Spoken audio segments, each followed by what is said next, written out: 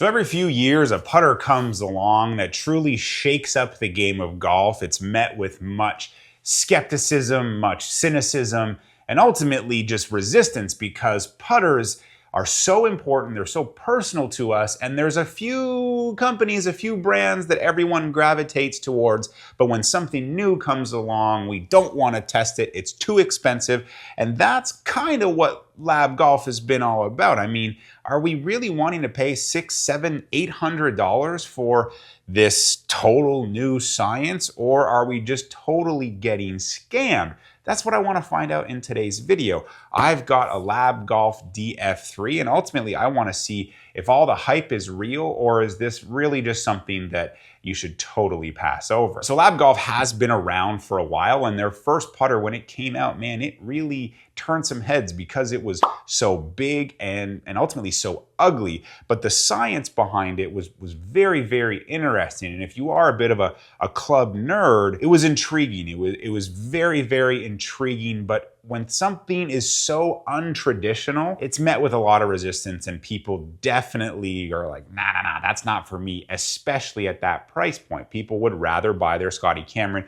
their Odyssey, their Spider, and making someone switch putters can be very hard. Like, I've used the same putter for over 5 years, and the putter before that I used for 5, 6 years. Like, I'm someone who, when I use a putter, I fall in love with a putter, and it's hard for me to change my putter. So I've seen L.A.B putters kind of over the years. You've seen Adam Scott use it for some time, and then in the last year or so, you've started to see a lot of content creators, YouTubers use L.A.B putters, but you're kind of like, are they just using it because it was given to them or they're paid to do it? Again, you just don't know. But for me, what really piqued my interest and made me go, you know, I gotta try this thing, was seeing some of the tour players with some of the worst putting strokes completely change their putting strokes and become really good putters. I mean, Lucas Glover started using a L.A.B putter last summer. He won 2 weeks, and his stroke was like vomit inducing. And you watched him on those short ones. I mean, there's videos on the internet of some short putts that he's done over the years that don't watch. Like, they'll give you nightmares, but that's gone now that he's switched to a L.A.B putter. But what really changed it for me was Riviera, watching Will Zalatoris. What a good golfer. What a terrible putter, especially as you get closer to the hole. But when he was in contention at Riviera, those worm cams of his stroke was like, okay, there's got to be something to this. I got to test this out. So I reached out to L.A.B Golf, and they so kindly sent me through their custom fitting process, their virtual fitting process, and we landed on this putter right here. The virtual fitting process is cool. You make a little video of yourself, you send it over to L.A.B, and they'll spit back to you what they recommend your lie angle and your length of putter be. They recommend that I go 67 degrees of lie angle. I've always putted at like 69, 68 and a half at times. I know my lie angle. 67 was just a little too low for me, so I did stick with what I knew. So that there, if you don't know your lie angle, I don't think it'd be no harm, no foul. But if you do know your lie angle and you get a number back from them, maybe split the difference or stick with what you know and trust. But that virtual fitting process kind of set you on the way to then go through the website and completely customize your putter. And that experience was really cool. Like, I landed on the Platinum DF3. You pick your lines, you have so many line options. So you kind of have to know a little bit about what you like or want beforehand, because it's overwhelming. There's a lot of options, and you don't necessarily get the option of looking at all of them, you know, face on in your hands. So you kind of have to know and trust what you pick. Shaft options are cool. And then you have grip options. And this is one little kind of criticism I'll give to this process, because their grips have a built-in forward press, just the way that the club is designed. There's degrees, there's 1.5, there's 2, and there's 3. How are you to know what amount of forward press you like? So that's where you're kind of guessing. I like a pistol grip, and there's only one pistol grip with 2 degrees of forward press, so that's what I was going with. I know I don't forward press a lot, but I don't know if I forward press 1 degree, 2 degree, 3 degrees. I don't know those things, and I don't think many people would. There's not really any answers on the website, so you kind of just have to guess it. But then when I got the putter, it just felt great. The way that it sits, the way that the shaft is, the way that the grip was, it just sit perfectly. It felt really good with those first rolls. So you're kind of guessing, but then when you get it, I think the guesswork is over.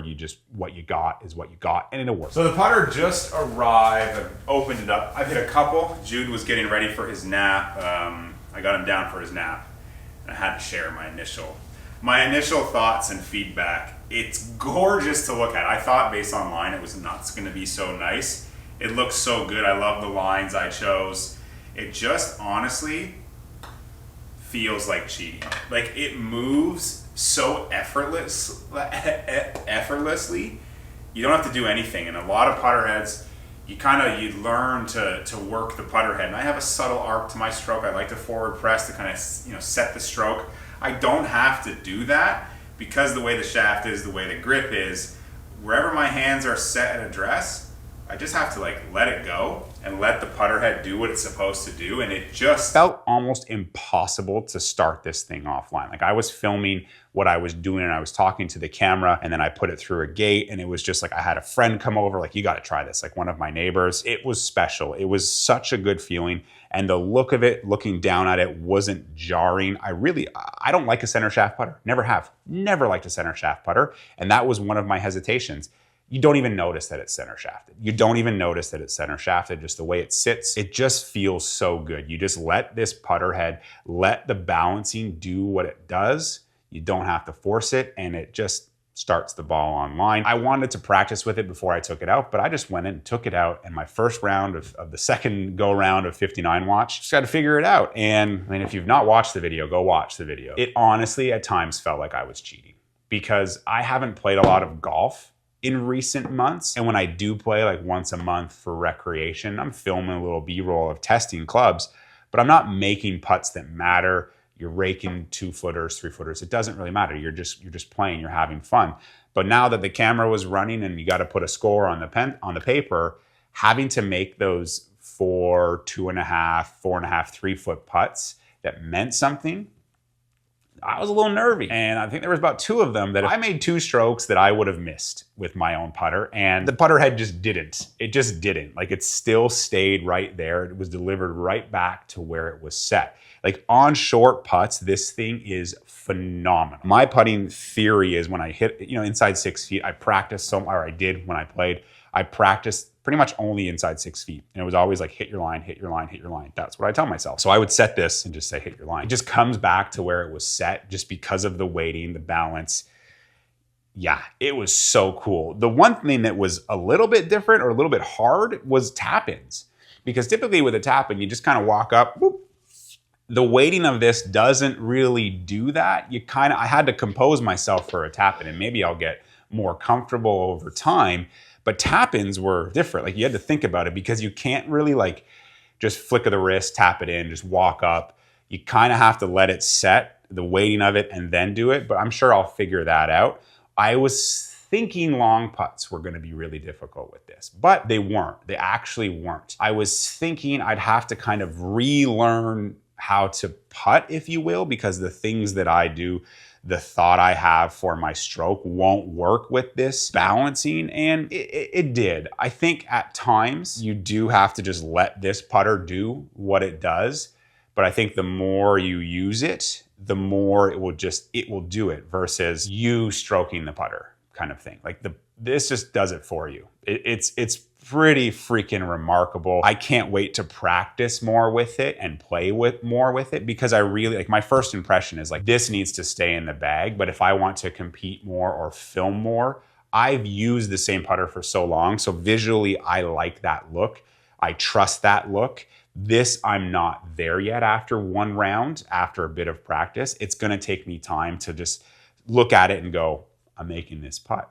I'm going to make this putt. But I think that process will be faster than a traditional putter because you make so many putts with this thing. You're seeing it on tour. You're seeing so many people switch to these putters because there is something really, really special about it. I'm someone who loves my putter. I always said something really special is going to have to come along to make me switch. And I'm leaning that direction. I'm so impressed.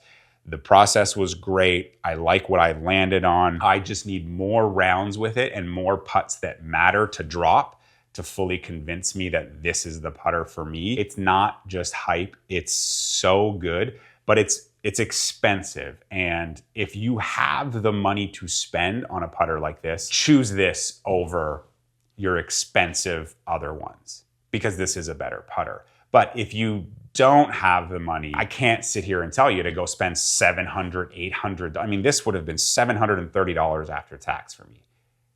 I personally wouldn't pay that much for a putter. Like, that's a lot of money. I don't think there's value in that, but I'm a good putter. Like, I've always been a good putter. I feel like I could putt with anything.